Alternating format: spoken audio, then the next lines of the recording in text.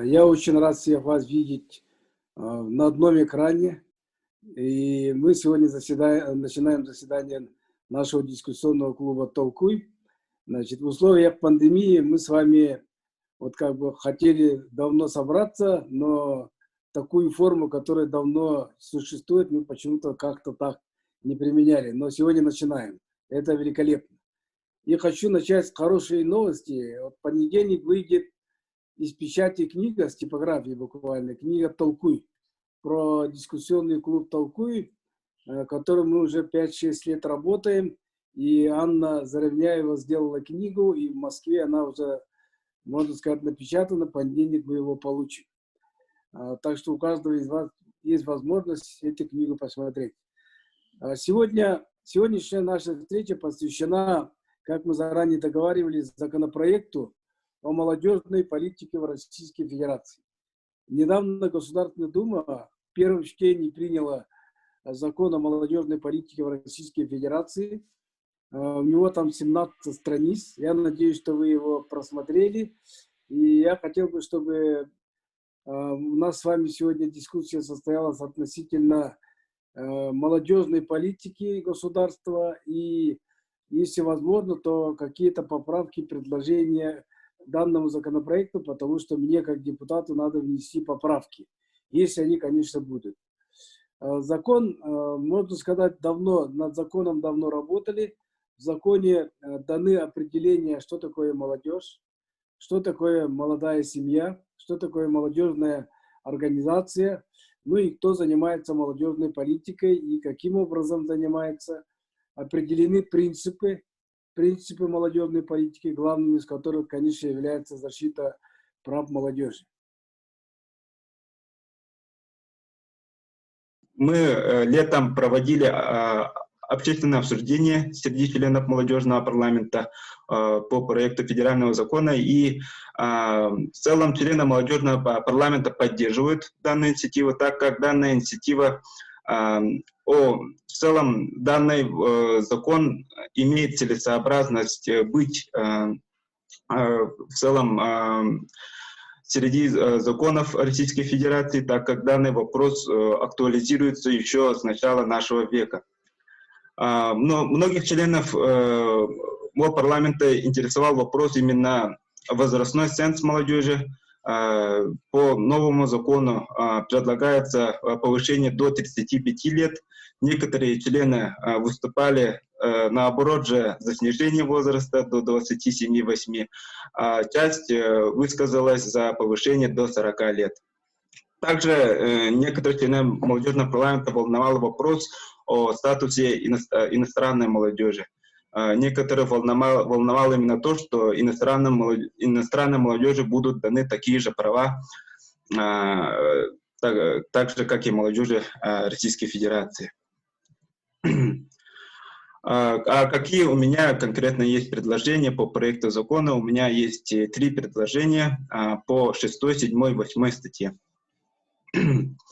Я предлагаю статью 6 по основным направлениям молодежной политики включить профессиональную ориентацию молодежи. Конечно, данное направление более занимаются именно образовательные организации, но хотелось бы, чтобы молодежные общественные объединения и в целом уполномоченные органы власти тоже занимались профессиональной ориентацией. Второе предложение, чтобы был дан акцент реализации социально ориентированных проектов. Тут говорится о том, чтобы как могут участвовать молодые граждане, молодежные общественные объединения в реализации молодежной политики. И в этом направлении очень большое внимание уделяется именно организации молодежных форумов всероссийского масштаба, республиканского масштаба и тому прочее.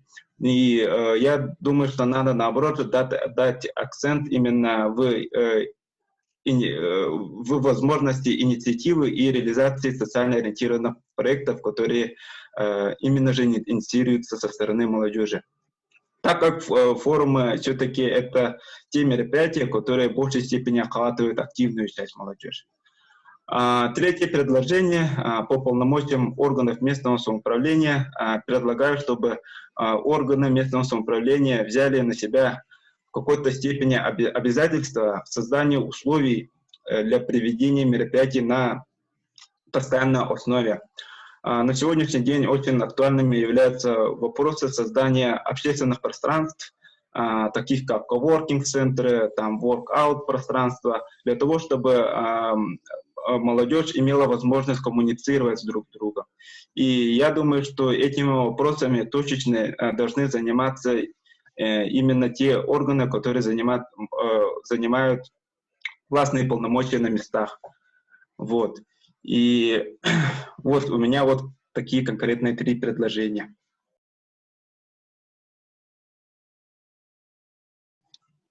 Законопроект очень нужен, он у нас аналогичный действует у нас в Республике Саха-Якутия о государственной молодежной политике.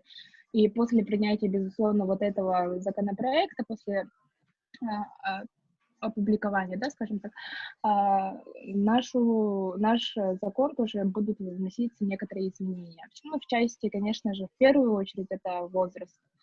У меня, скажем так, у нас, да, у молодежного правительства одно предложение, помимо тех, с которыми я согласна с Алексеем, это в части возраста, потому что очень непонятно в плане да? там... Да, чуть позже. Да, очень непонятно именно то, что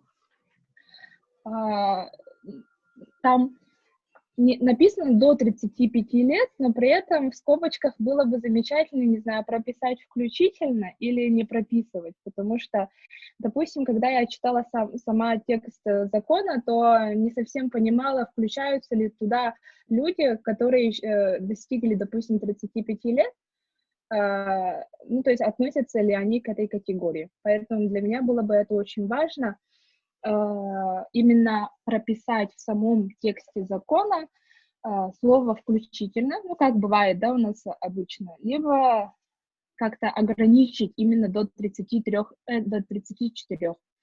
Вот. В этом плане, ну, такое предложение, замечание, может быть, пожелание. Да? Все-таки вы все-таки на чем настаиваете? Чтобы было слово «включительно» или этого слова не было?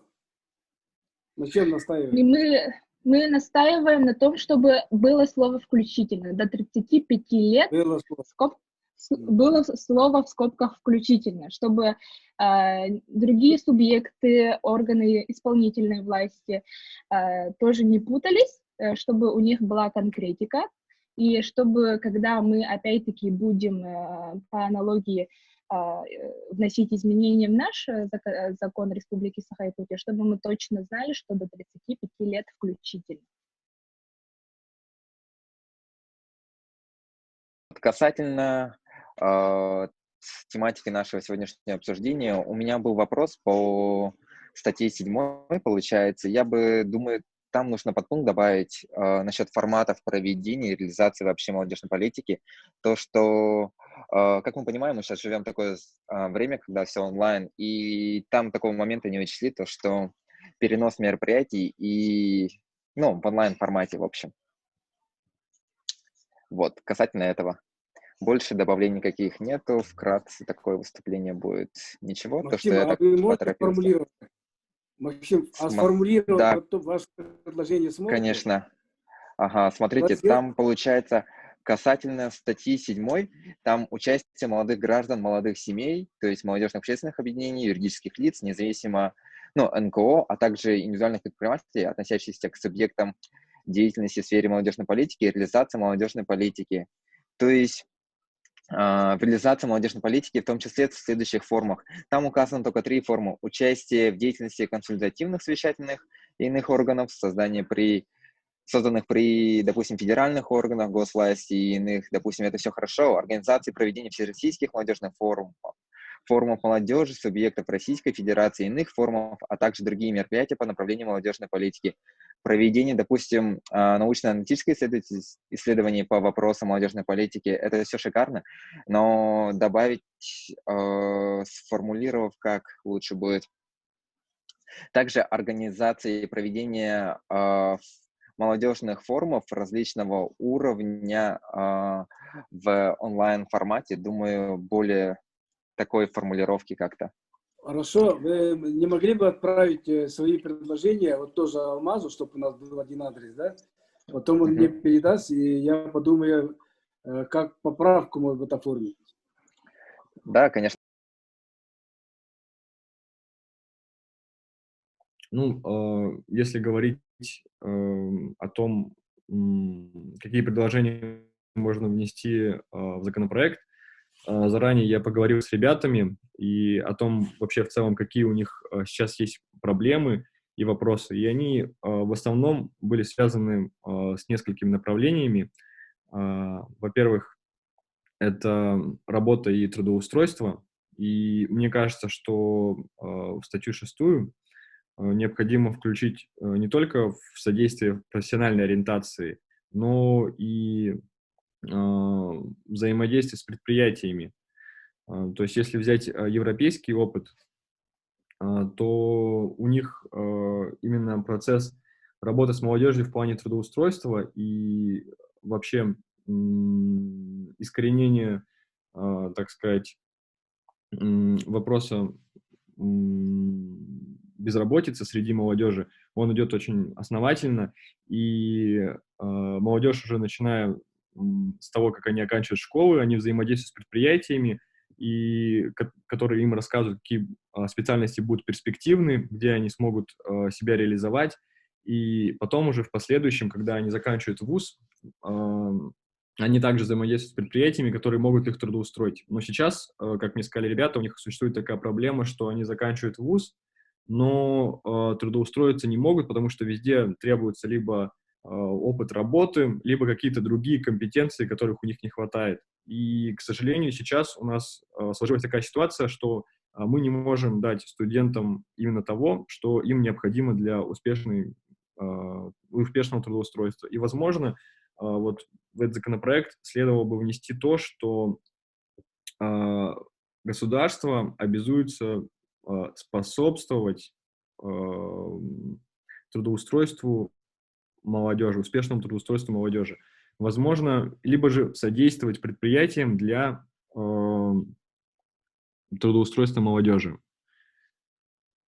Мне кажется, это было бы очень важно. Можно это сделать различными способами, в том числе и какой-то субсидиарной поддержкой, потому что предприятиям просто сейчас недостаточно выгодно брать неопытных работников, им лучше найти кого-то на рынке труда уже с соответствующим опытом, кто когда-то работал в этой сфере, и таким образом нанять его. Но молодежь, она очень мобильна и во многом, возможно, более опытна, чем другие люди, в том числе и в плане современных технологий, но необходимо каким-то образом покрывать тот расход, который предприятие будет нести на обучение студента, поэтому мне кажется, что государственная поддержка здесь очень важна. И даже те расходы, которые оно понесет, потом во многом увеличивались бы за счет того, что молодежь была бы трудоустроена, потому что процент нетрудоустроенной молодежи, он растет, и это сказывается в том числе и на общем уровне жизни. Вот. И еще одна проблема, с которой ребята сталкиваются, это перелет, авиабилеты. Насколько мы знаем, сейчас уже в возрасте 23 лет ребята, к сожалению, уже вообще не могут воспользоваться никакими субсидиями. И хотелось бы, чтобы в законопроекте было, помимо того, что указана поддержка молодых граждан, это в статье 6, пункт 4, поддержка молодых граждан, оказавшихся в трудной жизненной ситуации, в том числе и то, что а также организация досуга, отдыха, оздоровления молодежи и занятий молодежным спортом. Также было учтено и то, что молодежи до 35 лет нужно как-то перемещаться между регионами, если они закрыты в одном регионе, потому что билеты на самом деле сейчас, если ты старше 23 лет, достаточно дорогие. Например, чтобы слетать в Якутск, цены достигают и 16 тысяч. Поэтому нужно указать, что в содействии для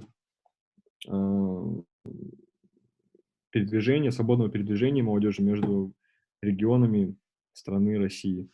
Мне кажется, как-то так нужно получше сформулировать, но основной посыл заключается в этом. И также студенты в основном жалуются на то, что существуют низкие стипендии, и, возможно, если мы говорим про регионы, то разница, конечно, есть, но среди московских студентов стипендии в основном это 1200, 1300, ну, где-то бывает 1700. И, естественно, по сути, по факту, если студент находится, молодежь находится в центральных регионах, то им трудно, по сути, существовать без какой-то дополнительной поддержки. И получается так, что, заканчивая вуз, они как бы уже должны обеспечивать себя сами, но из-за того, что трудоустроиться не могут, у них возникают финансовые проблемы, и это также негативно сказывается на построении в дальнейшем своей семьи, и самореализации.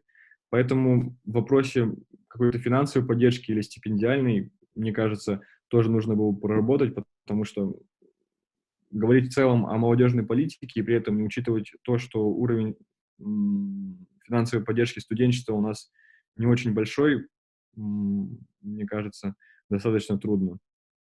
Вот в целом такие вот предложения, и я думаю, Федор Семенович, что мы их немного более скорректируем и направим вам потом.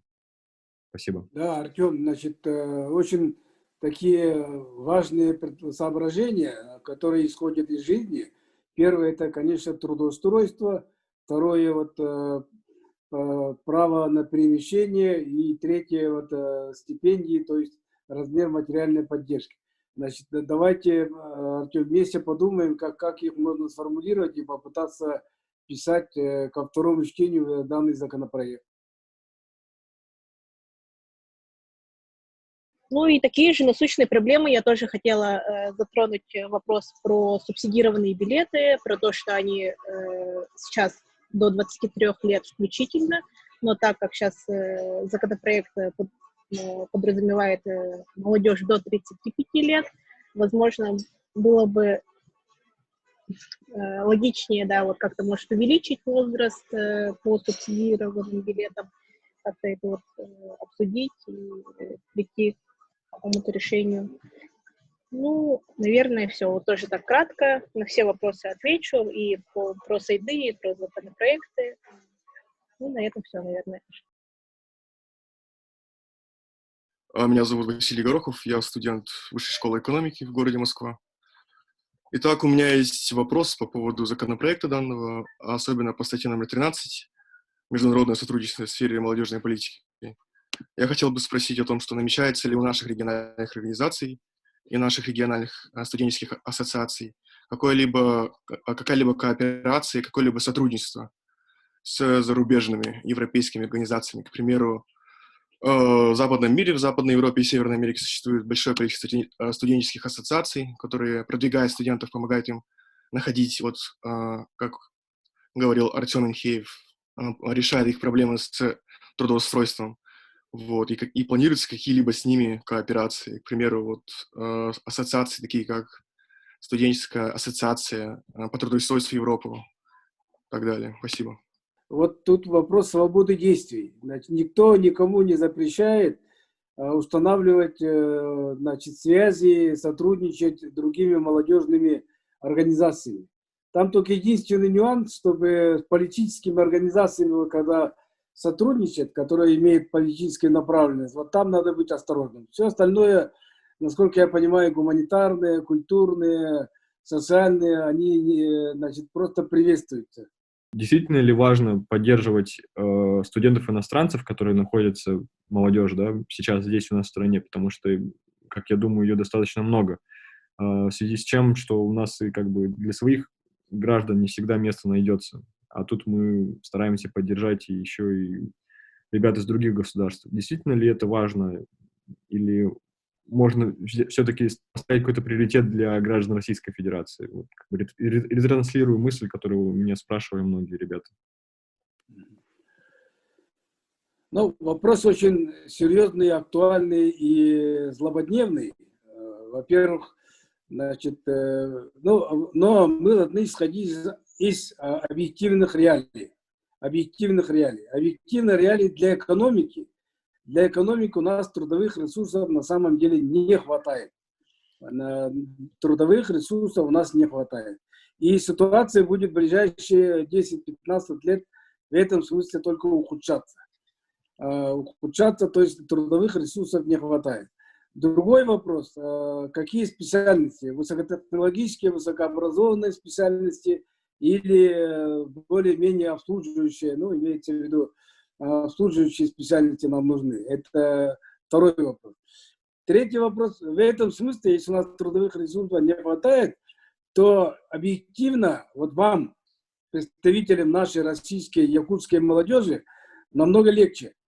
Намного легче, потому что, ну, предложений на рынке много, а значит, нас меньше. Ну, объективно так сложилось, меньше. Значит, вас будут хватать 2-3 руками. Это первое. Но это абсолютно серьезно. Вопрос только, значит, в образованности, компетенциях, значит, и других человеческих качествах для специалистов. Это первое. Второе, вот то, что иностранные граждане к нам приезжают, ну, это тоже объективная реальность. Мы можем какую стратегию выбрать, да? Первое, значит, вас пугает то, что мы всех их объявляем равными всем и вся, по всех правах. Это одна стратегия. Да? Вторая стратегия, объявляем их совсем чужими и отчуждаемся. Понятно, что стратегия должна быть где-то посередине. Если мы всех объявляем нашими и со всеми правами будут нашими обладать, значит, да, начиная правом на трудоустройство, заканчивая политическими правами, то, естественно, мы своих граждан ущемлять не можем. Этого быть не может. Но если мы их вообще будем отчуждать, да, смотреть как на врагов, то мы у себя получим, ну, как это называется, пятую колонну, враждебно настроенных людей. Поэтому мы должны с ними сотрудничать, если можно, дружить, при этом взаимное уважение. В первую очередь, они должны уважать нас, нашу культуру, наши традиции, нашу государственность должны уважать. Это первое. Второе, мы их тоже должны уважать, поскольку это особенные люди с другой цивилизации и так далее. Поэтому каким-то образом выстраивать взаимоотношения. В этом смысле вот ваши опасения о том, что они могут каким-то образом нам мешать, составлять конкуренцию, в каких-то сферах они могут составлять конкуренцию, если они высококлассные специалисты. Но в том смысле, что в 99 случаях они особо мешать не будут, я, например, в этом абсолютно убежден. Согласно статистике, больше всего молодежи к нам приезжает из бывших советских республик, из Средней Азии, а конкурировать они в основном планируют на низкоквалифицированном рынке труда, и создавать конкуренцию будут именно в первую очередь в этих областях, нежели чем в более каких-то требующих каких-то навыков. У нас есть закон республиканский о привлечении молодых специалистов на государственные унитарные предприятия и в государственные учреждения республики и хозяйствующие общества, который был принят в 2018 году в апреле. И этот закон определяет то, что работодатели обязаны принять на работу выпускников вузов, СУЗов. К сожалению, работа не ведется с выпускниками центральных вузов Российской Федерации. И хотелось бы Федота Семеновича на этот вопрос обратить особое внимание, потому что у нас более 2-3 тысяч студентов поступают и выпускаются ежегодно. Самое важное то, что если мы примем федеральный закон, то надо также обратить внимание на его реализацию. То есть мы со стороны молодежи должны тоже осуществлять мониторинг, контроль, и в том числе наши народные избранники тоже должны осуществить данную деятельность. И хотелось бы спросить у Федота Семеновича, в каком виде будет реализовываться именно молодежная политика, именно какие средства могут быть предусмотрены, и в целом может ли, например, приниматься новый национальный проект «Молодежь», например? У нас проблемами молодежи, ну, со стороны государственного управления, значит, занимается Росмолодежь. Но если кто-то смотрит мой Facebook, значит, Булавин, который является руководителем Росмолодежи, там мы с ним постоянно общаемся, это первое, да. Второе, я думаю, что особого национального проекта «Молодежь», скорее всего, не будет, но усиление внимания и увеличение объемов финансирования программ, которые обеспечивают, значит, направлены на молодежную политику, они обязательно увеличатся. Но это вот сейчас в этом году мы примем, начиная со следующего года, я думаю, что такие меры будут приняты. Прочитав данный закон, лично у меня сложилось впечатление, то, что основная канва и посыл данного закона имеет ярко выраженный социально-общественный акцент. То есть очень много написано про молодые семьи, очень много написано про духовно-нравственное воспитание. И, как уже сегодня высказался Федот Семенович, данный законопроект имеет в первую очередь улучшение в некотором смысле демографической ситуации нашей страны. Но что лично для себя я нашел странным, я очень огорчен тем, что в законопроекте очень слабо затрагивается тема молодежного предпринимательства. В то время как частное предпринимательство, как мы знаем, это уголь, которым мы топим поезд, который называется экономика. То есть без поддержки молодежного предпринимательства и уделением этому отдельной статьи, как, например, уделено в нашем региональном законе, я считаю этот закон в некотором смысле неполным. Алмаз, я думаю, что ваше замечание абсолютно справедливое, в том смысле, что там мало формулировок, которые направлены на развитие молодежного предпринимательства. Но у нас еще есть реальная возможность, значит, повлиять на эту ситуацию. То есть надо сформулировать предложение и внести ко второму чтению вот поправки. Ну, например, государство создает специальные программы поддержки молодежного предпринимательства. Ну, хотя бы так примерно, да. Я вот недавно в прессе видел, что один из вузов, значит, в сотрудничестве с каким-то крупной коммерческой структурой создают фонд в объеме 1 миллиарда рублей для поддержки молодежного предпринимательства. Там даже не молодежное, а студенческое предпринимательство. 1 миллиард рублей фонд будет, и будет он поддерживать из среды студентов, если у них есть какие-то стартапы, какие-то проекты. Но это можно и в законе отразить. Дорогие друзья, я думаю, что у нас с вами состоялся очень такой взаимно полезный разговор. Значит, мы с вами обсуждали законопроект, который принят в первом чтении о молодежной политике, и прозвучали очень конкретные, значит, конкретные предложения о внесении поправок. Меня это очень радует, и меня это очень воодушевляет, как депутата Государственной Думы, что у нас молодежь не просто может говорить или там что-то делать, а вот как предлагать конкретные формулировки. Это меня очень радует. И я надеюсь, что у нас встречи будут в будущем продолжаться. Это Алмаз и Артем, я надеюсь, будет организовывать. Хочу всем вам пожелать здоровья, естественно, в это сложное время, удачи, успехов и, конечно, любви. До новых встреч, друзья!